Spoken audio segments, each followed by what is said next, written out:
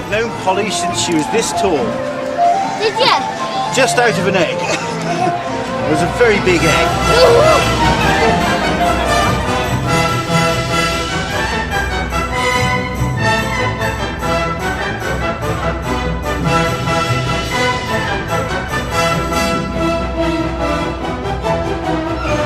It's been a beautiful mermaid. I do have some beauties.